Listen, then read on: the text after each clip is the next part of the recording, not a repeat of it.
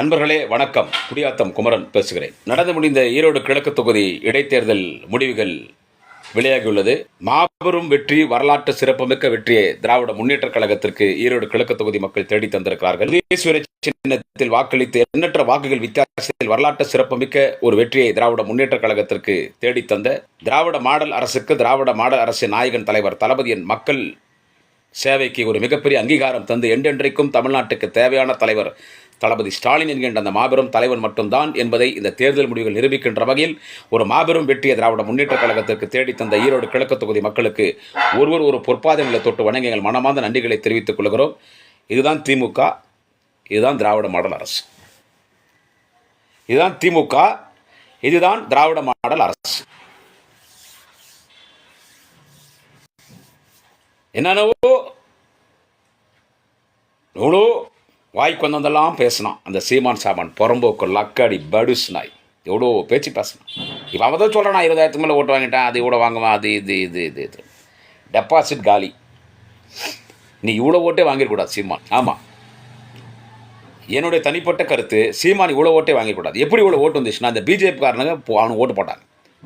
ஏன்னா அவன் தானே இவனை நிற்க வச்சான், அவன் தானே பணம் கொடுத்தான். பார்த்தா அவன் காலையில் டிஃபனு, மத்தியானம் சாப்பாடு, நைட்டு சாப்பாடு எல்லாம் பிஜேபி காரனுடைய மலத்தை தான் சாப்பிட்டான் ஈரோடு கிழக்கு தொகுதியில் சீமான் சாமான். அவன் ஈரோடு கிழக்கு தொகுதியில் மட்டும் இல்லை, அவன் எப்பவுமே அவன் சாப்பிட்ற சாப்பாடு பிஜேபி ஆர்எஸ்ஓடைய மலத்தை தான் சாப்பிட்டு அவன் குடும்பம், அவன் கட்சிக்கார் சாப்பிட்றது அதுதான். அவன் கொடுக்குற கூலிக்கு மாரடிக்கிற கூட்டம் தான் சீமான் சாமான். அந்த வக்கால ஊழி, அந்த எச்சப்பொறிக்கு பாடுஸ், அந்த சீமான் சாமான் பையன் அவனுக்கெல்லாம் ஓட்டு போட்டானுங்க. அவனுக்கெல்லாம் ஓட்டு போட்டு இந்த ஓட்டு வாங்கினான். என்ன இப்போ என்ன பேசுகிறாங்கன்னா, இப்போ ஈரோடு கிழக்கு தொகுதியில் திமுக இவ்வளோ பேர் வெற்றி வந்தவொடனே, நீங்கள் மட்டும் தானே நின்னீங்க, உங்களை யாரும் எழுத்து நிற்கல, இல்லை நீங்கள் மட்டும் தானே நின்னீங்க, உங்களை யாரும் எழுத்து நிற்கல, இல்லை ஏன் நிற்க வேண்டியது தானே, நீங்கள் மட்டும் தான் நின்னீங்க, அதனால தான் இந்த ஓட்டு உங்களுக்கு வந்துச்சு, ஏன் நிற்க வேண்டியது தானே, நாங்கள் நில்லுன்னு தானே சொன்னோம், வாடா நில்லுங்கடா, வாங்கய்யா நில்லுங்க, எல்லாம் வந்து நில்லுங்க தானே சொன்னோம். கேட்டால் இப்போ எடப்பாடி பழனிசாமி என்ன சொன்னார், அவங்கள்ட்ட பணம் இருக்குது. அப்படி எடப்பாடி நீங்கள் என்ன பிச்சைக்காரா, அவங்கள்ட்ட பணம் இல்லையா, என்னாச்சு பணம்லாம்? இப்போ அந்த 3 கொலை 4 கொலை கொடநாடு, அங்கே வாட்ச்மேனு, கார் ஆக்சிடென்ட்லாம் 4-3 கொலை வருது. அங்கே அச்சு அந்த வைடூரியம், அந்த தங்கம் கட்டி தங்கம், கண்டெய்னர் பணம், அதெல்லாம் எங்கே போச்சு? நீ தானே வச்சிருக்க எடப்பாடி. பணம் இல்லை கூட. இன்றைக்கி தமிழ்நாட்டிலே பணக்கார அரசியல் கட்சி தலைவர் யாருன்னு கேட்டால் எடப்பாடி பழனிசாமி தான். என்னாச்சு பணம்?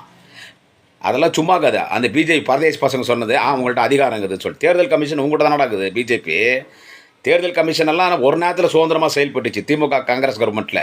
தேர்தல் கமிஷனு, இடி, அந்த அமலாக்கத்துறை, இதெல்லாம் இப்போ அது எல்லாமே உங்கள் கண்ட்ரோல் தானே. இப்போ தேர்தல் கமிஷன் உங்கள் கண்ட்ரோல் வந்து நிற்க வேண்டி தானே. பிஜேபி நிற்க வேண்டி தானடா வந்துட்டு, என்ன எங்கள்கிட்ட அதிகாரங்குது, பணம் போலங்குதுன்ற அதை ஒருத்தங்கிறான். நான் நடிகர் விஜய் தமிழக வெட்டு கழகமாக என்ன வச்சுருக்கிறானே, சார்ட்டர் ஃப்ளைட்டில், தனி ஃப்ளைட்டில் அழகாக ஃபாரின் சரக்கு போட்டுன்னு திருசா கூட உல்லாசமாகறானே போல நடிகருடைய உல்லாச நாயகன் விஜய், அவன் எங்கே போனான்? ஏன் நிற்க வேண்டியது தானே, ஏன் யாரும் நிற்கலை? அதெல்லாம் சும்மா ஆளுங்கட்சின்னு சொல்கிறது, என்ன சொல்கிறது, ஆளுங்கட்சின்னு சொல்கிறது. ஏன் போன ஈரோடு கிழக்கு இடைத்தேர்தல் அதிமுக நின்றுச்சு, அப்போனா திமுக எதிர்கட்சியாக இருந்துச்சு, அப்போ திமுக ஆளுங்கட்சி தானே, அப்போ திமுக ஆளுங்கட்சி தானே. எத்தனை ஆயிரம் கோடி செலவு பண்ணாலும் இந்த இடைத்தேர்தல், ஈரோடு கிழக்கு இடைத்தேர்தலில் தலைவர் தளபதி ஸ்டாலின் என்கின்ற அந்த மாபெரும் தலைவனுடைய கால் செருப்பு தூசியை கூட நம்ம எதிர்க்க முடியாது. டப்பா டான்ஸ் ஆகிடும்.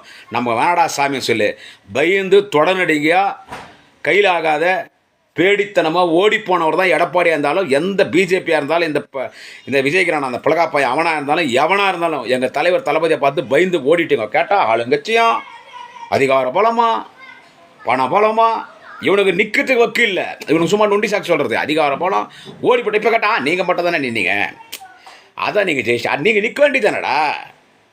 நாங்கள் அதிமுக கட்சியில் எல்லாம் இடைத்தேர்தலில் ஜெயிச்சு நின்னோம்ல. டிடி தினகரன் கட்சிக்கு போன எம்எல்ஏக்கள்லாம் பதவி நீக்கம் பண்ணும்போது இடைத்தேர்தலில் நின்று நாங்கள் எத்தனை தொகுதி அடித்தோம். அதிமுக ஆளுங்கட்சி எடப்பாடி பழனிசாமி முதலமைச்சர், திமுக எதிர்கட்சி எத்தனை தொகுதி தலைவர் தளபதி அடித்தார். ஏன்னா என் தலைவர் தளபதி அரசியலில் ஆண்மை உள்ள தலைவர். தலைவர் தளபதி அரசியலிலே ஆண்மை உள்ள தலைவர். நீ கேட்ட எடப்பாடி பழனிசாமி போன ஈரோடு கிழக்கு இடைத்தேர்தல் என்னன்னு கேட்ட, வேட்டி கட்ட ஆம்பளியாக இருந்தா, மீச வச்ச ஆம்பளியாக இருந்தா, அரசியல் ஆண்மை இருந்தா வா களத்திற்கு, ஏன் என் மக்கள் அடைச்சி வைக்கிறேன்னு கேட்ட இல்லை. நாங்கள் உன்னை கேட்டோமே ஈரோடு கிழக்கு தொகுதியில், ஏய் எடப்பாடியாரே, நீ வேட்டி கட்டின ஆம்பளையாக இருந்தா, மீசை வச்ச ஆம்பளையாக இருந்தா, அரசியல் ஆண்மை இருந்தா வா ஈரோடு கிழக்கு இடைத்தேர்தலுக்குன்னா உன்னை என்ன சொல்ற எடப்பாடி? ஐயோ எனக்கு அரசியல் ஆண்மையும் கிடையாது, நான் வேட்டியும் கட்டல, அது ஒட்டு மீசை ஆளை ஒடுங்கடாச்சாமே, நான் திருடி வச்சிருக்கிற துட்டு நான் வீணாக செலவு பண்ண ஓடி போட்டியா என் தலைவன் தளபதியை பார்த்து எதிர்ப்பதற்கு? உங்கள் மோடி, உங்கள் ஒன்றிய அரசு பிஜேபிக்கே எங்கள் தலைவர் தளபதியை பார்த்து பையனா நீங்கள்லாம் எம்மாத்தம். ஈரோடு கிழக்கு தொகுதியில் அதிமுக நடிகர் விஜய், இன்னும் இருக்கிற பிஜேபி இல்லை அவன் அப்பனும் புள்ளியும் பிச்சைக்கார பசங்க, அந்த மரம் வெட்டிங்க, ராமதாஸ், அண்டுமணி, அந்த லக்காடி பேடிஸ் பசங்க எவன் இருந்தால் கூட இந்த முடிவு தான் திமுகவிற்கு மக்கள் தந்திருப்பார்கள். இந்த முடிவு தான் திமுகவிற்கு மக்கள் தந்திருப்பார்கள். இப்போ கேட்டா அது என்ன, இது என்ன ஒரு வெற்றியா? அவங்க தனியாக தானே இருந்தாங்க, நிற்க உங்களுக்கு தெம்பு இல்லை. அதான் அந்த அக்கா மரியாதைக்குரிய அக்கா, எங்கள் அக்கா தமிழிசை சவுந்தரராஜன், ஆந்திரா தெலுங்கானாவுடைய தெலுங்கானாவும் பாண்டிச்சேரியினுடைய கவர்னராக இருந்தாங்களா அந்த அக்கா தமிழிசை. ஆமாம், அவங்க இப்போ பத்திரிக்கை பேட்டி கொடுக்குறது, அவங்களாம் வழியாக போகிறாங்க. அண்ணாமலை எல்லாம் பத்திரிக்கையாட்ட சொல்கிறான், ஏய் அந்த பொம்பளை கிட்ட பேட்டி எடுக்கக்கூடாது, பேட்டி எடுத்தால் என்கிட்ட தான் எடுக்கணும், அந்த பொம்பளைகிட்ட பேட்டி எடுக்கக்கூடாதுன்னு. அந்த அக்கா பேட்டி கொடுக்கலாம், தப்பு இல்லை. இவன் ஏற்றுக்க மாட்டான் அண்ணாமலை, இந்த பழகா பையன், அது பொறி பையன், அந்த சாட்டையால் அடிச்சுக்கிற அந்த பையன், சாட்டை பைத்தியக்கார அண்ணாமலை. அந்த அக்கா எதனா ஒன்று பேசும். ஒரு முறை என்ன பேசி, அண்ணன் மாண்புமிகு அண்ணன் நாளைய தமிழக உதயநிதி ஸ்டாலினை பார்த்துட்டு, என்ன தகுதி இருக்கிறது உதயநிதி ஸ்டாலினுக்கு, என்ன தகுதி இருக்கிறது, அவர் கலைஞருடைய பேரன், முதலமைச்சர் ஸ்டாலினுடைய மகன் என்கின்ற தகுதி தவிர வேற என்ன தகுதி அவருக்கு இருக்கிறது? அதான் என் தகுதி, அதாம்மா உனக்கு என்ன தகுதி? நீ குமரி ஆனந்த பொண்ணு, அவருக்கே சோறு போடாமல் குடியாத்தில் அதிதி காலேஜில் இருக்கிறான் பாவம். அவர் எங்கள் ஊர் குடியாத்தில் உனக்கு ஒரு காலேஜ் இருக்குது இல்லை, நீ கவர்னராக சம்பாதிச்சுல காலேஜ் வாங்கினல, அதித்தி காலேஜ்னு ஒன்று, நர்சிங் காலேஜோ டீச்சர் ட்ரைனிங், அங்கே இருக்கிறாராம் பாவம். பெத்தா அப்புன்னு சோறு போட முடியல, மாத்திரை மருந்து வாங்கி கொடுக்க முடியல, இந்த காலேஜ் அனாதையாக விட்டுவிடு, உனக்கு ஏங்கா எகவு தமிழிசைக்கா, உனக்கு ஏங்கா இவ்வளோ பேச்சு? அந்த அக்கா சொல்லுது, இந்த தேர்தல் முடிவு வந்துன்னு இருக்கும்போது இது என்னன்னு கேட்டால் தோல்விகரமான வெற்றி திமுக. இது உண்மையான வெற்றி இல்லை, இது திமுகக்கு தோல்விகரமான வெற்றி. இது திமுகக்கு உண்மையான வெற்றியெல்லாம் கிடையாது, இது தோல்விகரமான வெற்றி. திமுக இது தோல்விகரமான வெற்றி. அவங்களே தனியாக நின்று ஓடி ஓடி ஜெயிச்சிருந்தாங்க. ஏம்மா நீ ஓடி வந்து நிற்க வேண்டி தானே? ஏம்மா எகோ தமிழிசைக்கா, இது தோல்விகரமான வெற்றி. அவங்க மட்டும் தனியாக நின்று ஓடி ஓடி போய் ஜெயிச்சிட்டாங்க. இது ஒரு உண்மையான வெற்றி, தோல்விகரமான வெற்றி நீங்கள் சொல்கிறீங்களாக்கா? நீங்கள் பிஜேபி நிற்க வேண்டியது நாங்கள் வேணாம் நான் சொன்னோம். உக்காளி நின்றுந்தா நோட்டாக்கு கீழே பிஜேபி நோட்டாக்கு கீழே வாங்கியிருப்பேன். நோட்டா எவ்வளோ ஓட்டு வாங்கிது பாருங்க, நோட்டாக்கு கீழே வாங்கியிருப்பேன். தோல்விகரமான வெற்றியான். நீ இப்படியெல்லாம் பேசும்போது கீழே இறங்கி ஒரு கவர்னராக இருந்தான்னு கூட பார்க்காம என்ன சொல்கிறது, அந்த நாலாந்தர நடிகை ஒத்திக்கிறாள் ஏடிஎம்கேல விந்தியா அவளை மாதிரி பேசுனா அவளுங்க நாலாந்தர பேச்சாளுங்க. நீ ஒரு கௌரவமான குடும்பத்தை சார்ந்தவர், மரியாதைக்குரிய அக்கா தமிழிசை, கௌரவமான குடும்பம், பெரிய குடும்பம். உங்கள் அப்பா மிகப்பெரிய தலைவர், மிகப்பெரிய ஒரு அறிஞர், அவர் மிகப்பெரிய தமிழாசான். அவருடைய பொண்ணு எப்படி பேசுறது? இந்த மாதிரியா பேசுவேன்? கிண்டல் பண்ணுறியா? அதுதான் நம்ம பசங்க வெற்றி செய்கிறானுங்க. நானும் சொல்கிறேன், நான் பசங்கள்கிட்ட டேய் இருந்தாலும் அந்த அக்கா தமிழிசை அவங்க படித்தவங்கடா, அவங்க டாக்டரா, டேய் அவங்க 2 மாநிலத்துக்கு கவர்னராக இருந்தாங்கடா, அவங்கள அப்படியெல்லாம் பேசக்கூடாதுன்னு நான் சொல்கிறேன். பசங்க கேட்க மாட்டேன்றான். பட்ட தலைச்சி என்றான், இடும்பி என்றான், சூர்பனைக்கு என்றான், ராட்சசி என்றான், பஜாரி என்றான், டைனோசரஸ் என்றான், காண்டா முருகன்றான், சிம்பாஞ்சி என்றான், கொரிலான்றான். சீமான் பெரியாரை எதிர்க்கிறார். சீமான் பெரியாரை எதிர்க்கும் பொழுது சந்தோஷமாக இருக்கிறது. அவரும் பெரியாருக்கும் கொள்கைக்கும் திராவிட கொள்கை எதிர்பார்ப்பது. எங்கள் பிஜேபியோட சீமான் செய்து விட்டார், எங்களோட அடி செய்து விட்டார், நாங்களெல்லாம் ஒன்றாக பெரியார் இருப்பது எங்களுக்கு மிகுந்த வகைச்சாக இருக்கிறோம்.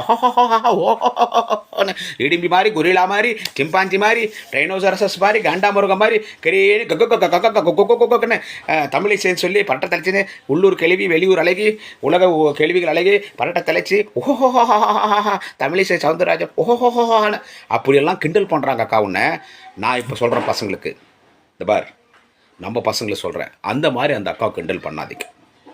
உங்கள் காலில் விடுறேன், இல்லைன்னா அடிப்பண்டா ஊடி தேடி டேய் அவங்க 2 மாநில கவர்னரடா தம்பிங்களா, உங்கள் உணர்ச்சியை பாராட்டுறேன்.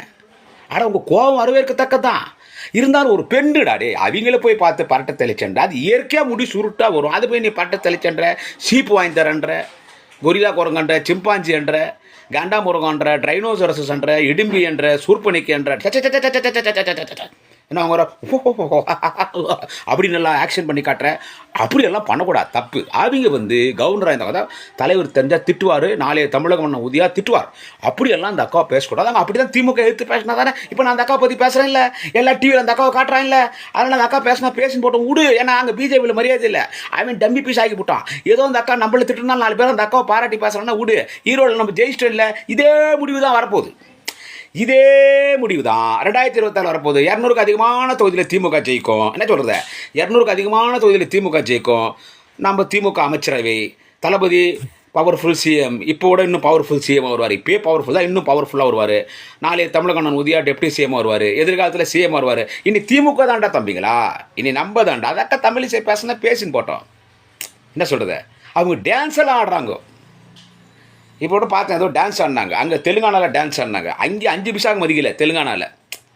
ఇక్కడంతా ఈ పని అంతా పెట్టుకోవద్దు, బండికి పెట్రోల్ లేదు, నీ ఇల్లుకు కరెంటు లేదు, తినేకి భోజనం లేదు, తాగేకి టీలు లేదు, నీకు ఫ్లైటు లేదు, హెలికాప్టర్ లేదు, கவர்னர் புரோட்டோக்கால் ஏமோ ஈனோ போத்தா உண்டு தமிழ்நாட்டுக்கு சொல்லி அமிச்சிட்டார் சந்திரசேகர் ராவ். அந்த அம்மா நின்னாங்க டெபாசிட் காலி, கவுன்சிலர் நின்னாலே ஜெயிக்க முடியாது. இதில் என்னன்னா இது வந்து தோல்விகரமான வெற்றி. ஈரோடு கிழக்கு தொகுதி அது ஒரு தோல்விகரமான வெற்றி.